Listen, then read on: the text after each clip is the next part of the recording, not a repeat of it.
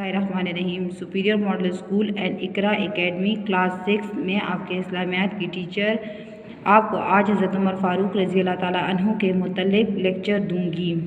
इसके पहले मैं लेक्चर 3 दे चुकी हूँ और आज इसका चौथा लेक्चर मैं आपको देने जा रही हूँ। बच्चों, अपनी इस्लामियात की किताब खोलें और उसमें से सफ़ा नंबर 96 पेज 96 निकालें। बच्चों, हम इससे पहले पढ़ चुके हैं कि हज़रत उमर फ़ारूक रज़ी अल्लाह ताला अन्हु के कारनामे कि उन्होंने जो अपने दौरे खिलाफत में जो इलाके फ़तह किए वो अपने वहाँ पर अदल इंसाफ़ कायम किया।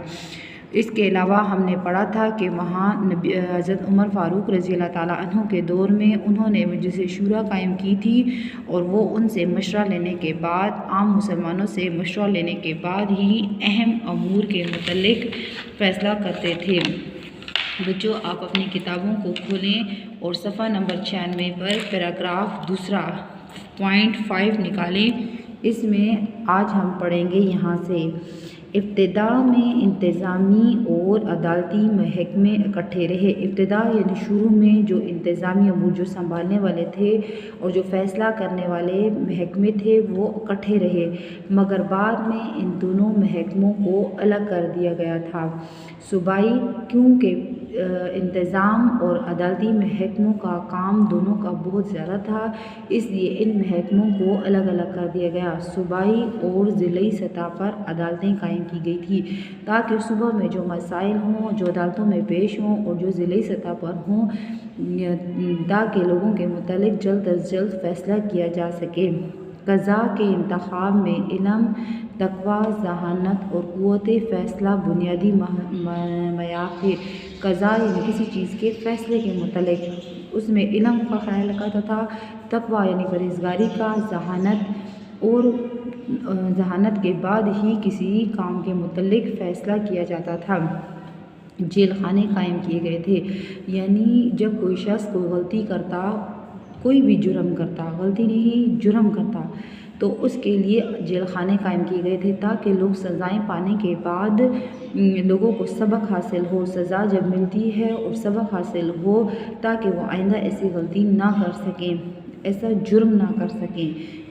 जेल खाने जो थे वो उनके जराइम की वजह से कायम किए गए थे ताकि इन लोगों को अपने जुर्मों की सज़ा पा सकें। सड़कें तामीर की गई, रास्ते कुशादे किए गए, ज़मीनों की पैमाइश करके उनका बंदोबस्त कराया गया, मुहासिल की वसूली का निज़ाम वज़ा किया गया यानी वाज़ह किया गया, ज़मीन की आबादी और ज़राअत की तरक्की के लिए कानून बनाया गया, ज़कात, इशर और टैक्सों का निज़ाम राइज किया गया यानी नाफिज किया गया, बैतुल माल को वसअत दी गई, मुस्तहक़ीन की फ़हरिस्तें तैयार की गई और उनके वज़ाइफ मुकर्रर किए गए।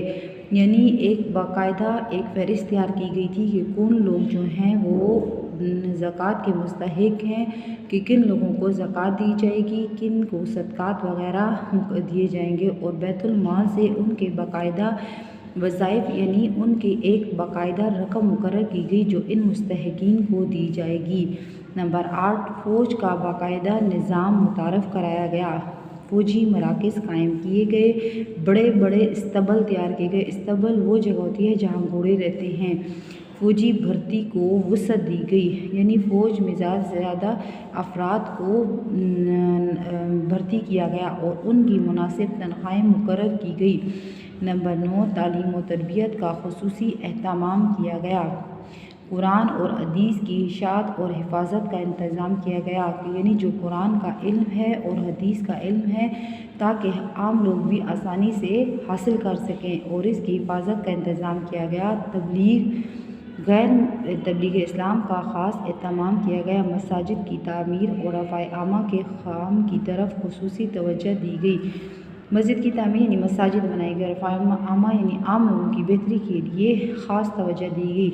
गैर मुस्लिमों के हकूक़ मुतय्यन किए गए, जो लोग गैर मुस्लिम थे जैसे ईसाई, यहूदी, सिख वग़ैरह, ان کے حقوق جو ہیں وہ متعین کہ ان کو خاص حقوق حاصل ہوں گے اور انہیں جائز آزادی یعنی انہیں مذہبی آزادی حاصل ہوگی، ان پر کسی قسم کی پابندی نہیں ہوگی، ان کے جان مال اور آبرو کی حفاظت کی گئی۔ اگر کوئی مسلمان کسی غیر مسلم کو قتل کر دیتا تو اس سے قصاص لیا جاتا یعنی بدلہ لیا جاتا، رقم لی جاتی، عوض لیا جاتا اور غیر مسلم کو دیا جاتا، رعایا کی خبر گیری کی جاتی اور ان کی تکلیفوں کا ازالہ کیا جاتا۔ رعایا مطلب جو عام لوگ تھے ان کا خیال رکھا جاتا تھا اور انہیں جو پریشانیاں اور تکلیفیں ہوتی تھیں وہ دور کی جاتی تھی۔ یعنی یہ حضرت عمر فاروق رضی اللہ تعالیٰ عنہ کے دور میں ان چیزوں پر خاص طور پر توجہ دی گئی۔ بچوں، حضرت عمر فاروق رضی اللہ تعالیٰ عنہ کے کارناموں کے بارے میں آج ہم نے پڑھا ہے۔ یہ امید ہے کہ آپ اس کو گھر میں 2-3 دفعہ پڑھیں گے کیونکہ اس میں کئی سوالات کا جواب موجود ہے۔ یقیناً بچوں آپ کو یہ سبق سمجھ آ چکا ہوگا۔ السلام علیکم ورحمۃ اللہ وبرکاتہ۔ شکریہ۔